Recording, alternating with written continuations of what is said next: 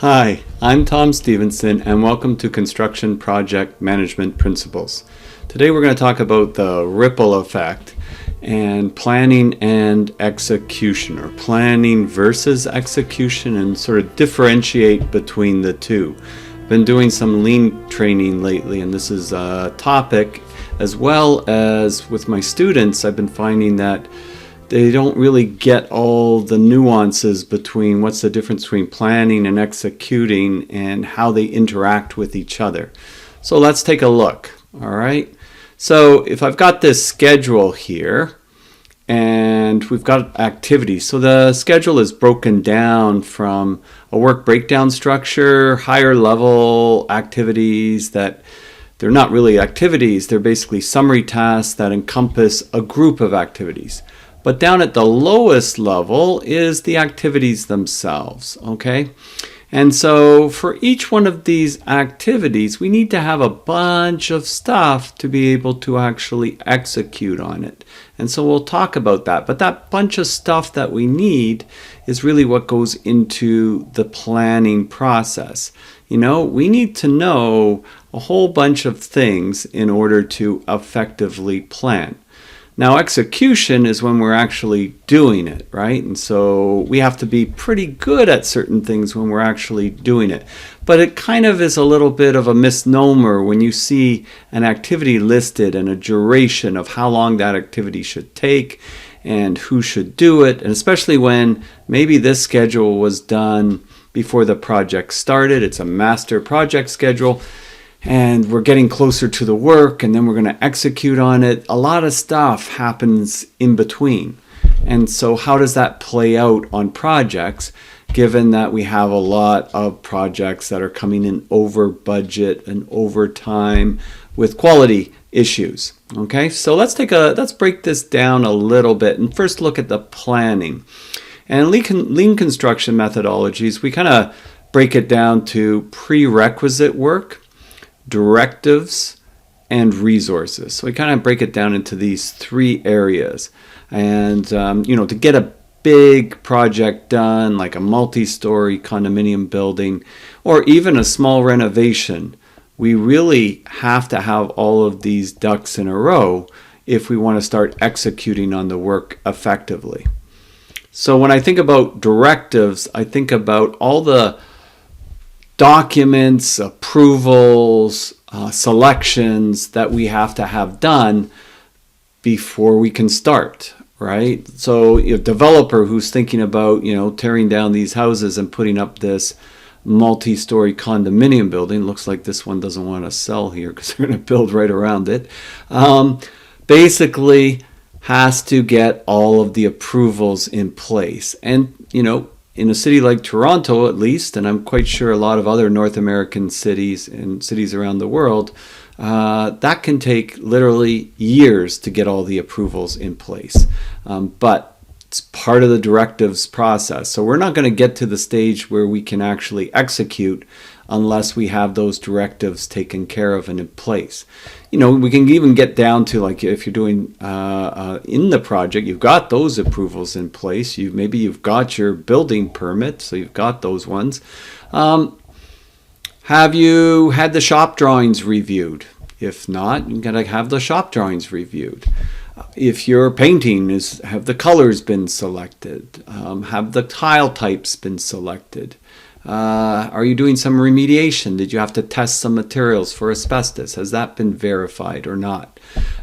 Do people working on your site need certain safety certifications before they start the work? Has that been checked? So these are things that we have to get complete before we even actually start thinking about doing the actual work. And we need to line all of those things up, because if we don't, we're going to run into some issues, which we'll talk about, which I'm tying to the ripple effect.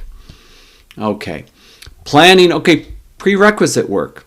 Well, when we schedule, and it doesn't matter what scheduling software you use or you think about planning and scheduling, everything has a predecessor and a successor. So what comes before something? That's prerequisite work. What has to be done before we start? And, if we have to have that completed, then what are the conditions of satisfaction in order for us to start? So it's done, but is it done that it's good enough that now we can start the next thing that we need to do?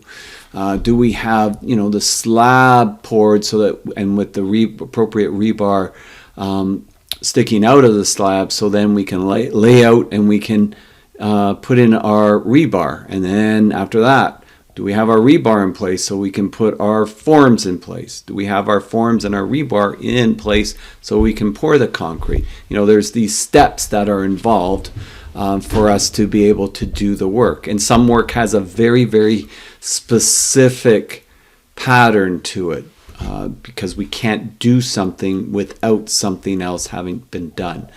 And that seems like a small thing, but it's really making sure that the prerequisite work has been done to the level of expectation and quality so that we can go on with the next step. Well, then if we do that, we've got to have the people to do the work. So we've got to have the trades that are necessary. If it's the forming carpenters, then we need to have them. If it's the plumbers, then we need to have them. We need to have the trade partners, subcontractors available to do the work. So that means we've got to plan those resources to be there at the time and with the actual materials and equipment that's required. So, if we're pouring concrete, we've got to make sure that the concrete trucks are arriving as scheduled. So we've got to plan that out and coordinate that. And we're going to have to contract with those particular trade partners and make sure that everything has been coordinated effectively. Because if we don't have the materials or we don't have the equipment, like what good is having the concrete if we're going to bucket it up to different floors, or if we don't have a pump truck to pump it up to the specific floors? It's not going to help us very much. So we have to have all of the resources required available. And if you're missing something, that's going to cause a problem, ripples in our project. Now, that gets us to the execution phase. So now we're actually executing on the work. So we're doing the work. All right, the actual work is happening. So if we don't have the directives, we don't have the prerequisites, we don't have the resources, then we can't execute. So those three are very, very fundamentally important so that we can execute. And those three can cause us, not having any one of those three can cause us a lot of issues, like we just can't get going. But, all right, so if it does happen, is it done efficiently? That's the next thing. Okay, so now you're doing the work. Now you're pumping the concrete up. Now you're pouring it. Now you're finishing it. Is there variation in what you thought this would take? And what would be some of the causes of variation? Can you think of some causes of variation, how this may have an impact on our ability to execute on, and you just take one task, one activity that's listed, it can have a variety of different things. If we don't do it well, we're going to be doing it again, so it's not going to be able to be completed. If we don't have enough resources there, we have resources, but maybe they're not as productive as we thought. So maybe we thought that 4 people would be able to execute on pouring this slab, and we have 3 people. Well, we're going to have a problem because probably the slab's not going to get finished quick enough, or it's not going to be produced enough. If we're working on the formwork, formwork's going to take a lot longer if we don't have enough resources, or the resources aren't properly trained. So are we working efficiently with that? If we're not, that's going to cause variation in the work. Now, we're always going to have a certain amount of variation, but we want to keep it within a certain boundary, right? So they usually talk about upper control limits and lower control limits. We want to keep it within that boundary, because if there's too much variation, it really causes a ripple effect on the rest of the project. So how well we execute is very, very important, because it will cause that ripple effect going outward as a result of not executing properly. And so there's a lot of things that can kind of go south on the execution side, just as there's a lot of things that can go south on us on the planning side. And these we have to really map out well. So when the ripple effect, when we have that ripple effect, and think of a pebble dropping into a pond and how it just basically goes outward. Well, we can think about that in the fact that if something delays what we're doing, so here I've got this activity here, and it's prepare and compact base, and I've got the original plan was for it to take 3 days, baseline duration 3 days, and we've assigned our concrete forming sub, so we have the resource that's all set up to do that. But for whatever the reason, instead of 3 days, it took 8 days. Well, because it took longer, because they started on time, but they took 5 working days longer, that pushed out. So the bottom bar you see here, this was what we planned, right? This is what we planned. But in this case, they took longer than was expected.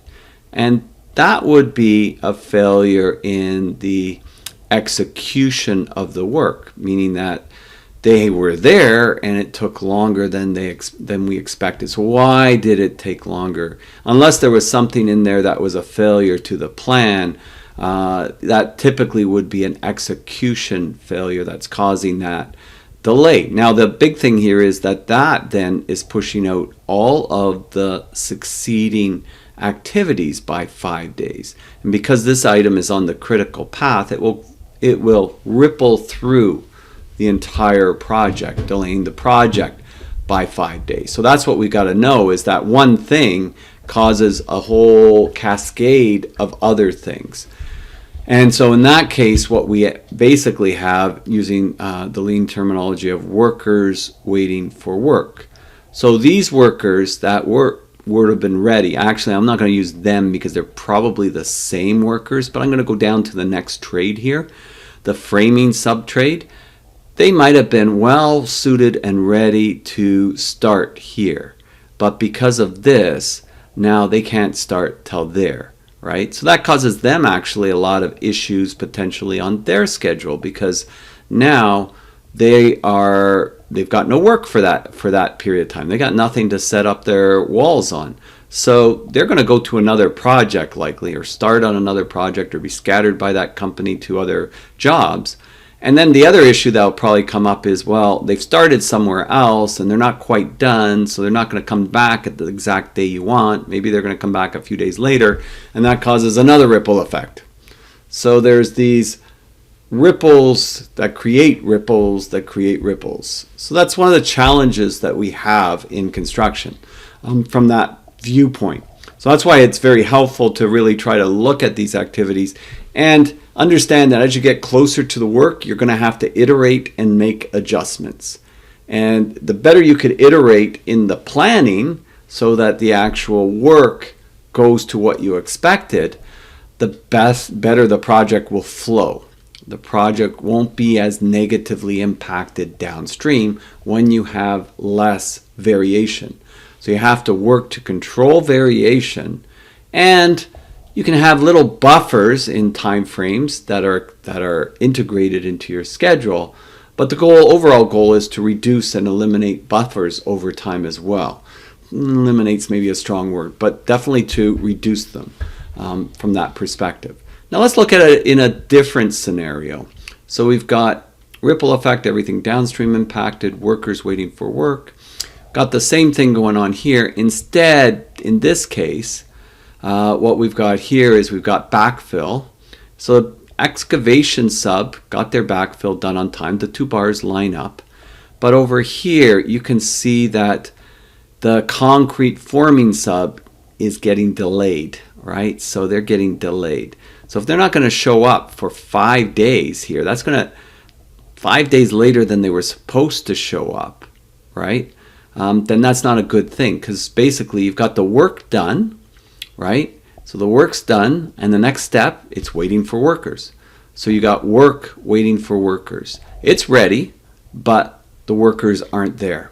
Again, that causes a delay.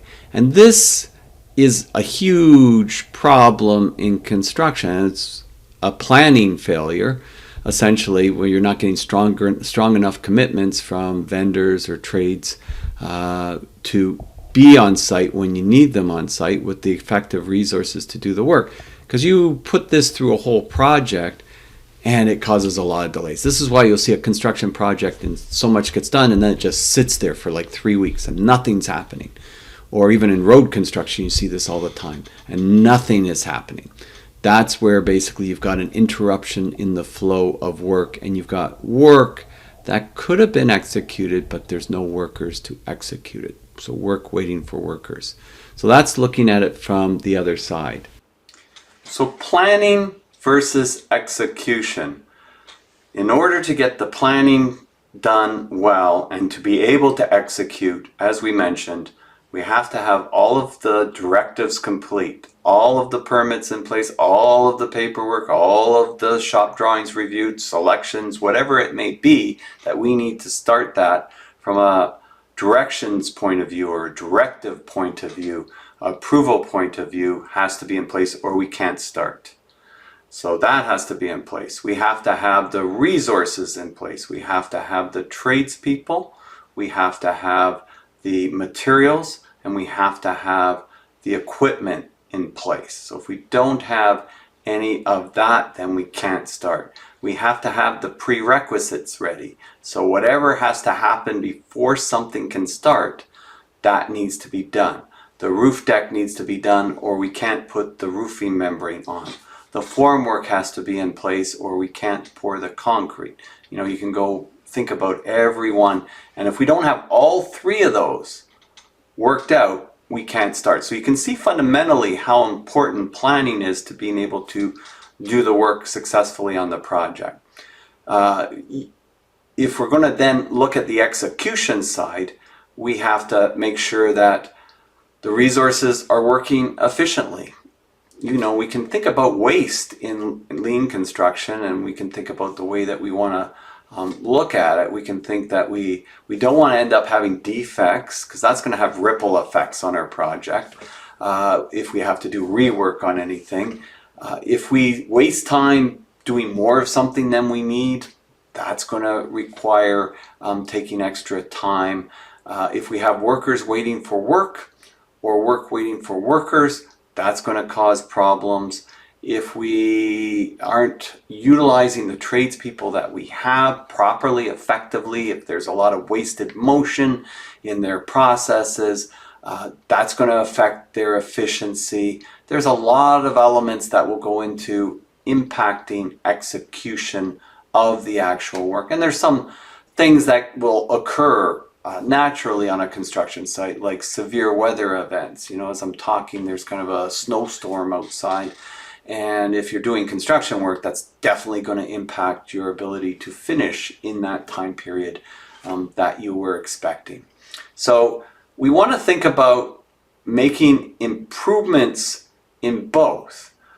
But what a lot of the research is showing, there's an excellent book, it's called How Big Things Get Done.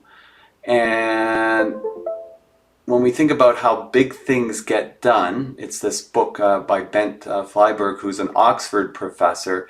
He says, think slow, act fast. Think slow, act fast. Because a lot of the mega projects, which he describes as being $1 billion plus, that are over budget and take longer, by a lot, a big part of their failings is in the planning process. Your biggest benefit is to do the planning process well, to do it effectively, and to understand in construction too, we iterate to try to remove constraints, anything that would prevent us from being able to start the work, right?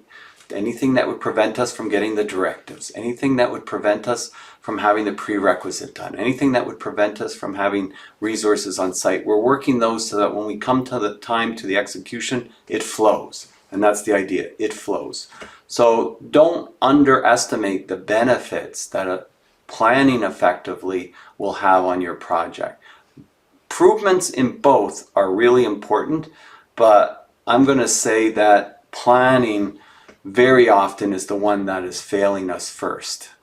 So we can think about it in those terms. And this whole saying, think slow, act fast, kind of reminds me of the Navy SEALs term that they use a lot, which is slow is smooth, plan effectively, and smooth is fast. And then it will flow well. So hopefully this session has helped you. I hope you enjoyed it. Please click the subscribe, help the community grow. And I have a lot of other videos and courses on my playlist. If you click on my face over there, you can look then at the playlist, and you can see a lot of different playlists on various topics that can help you out in construction. I'm Tom Stephenson, wishing you all the best, and I'll see you next time.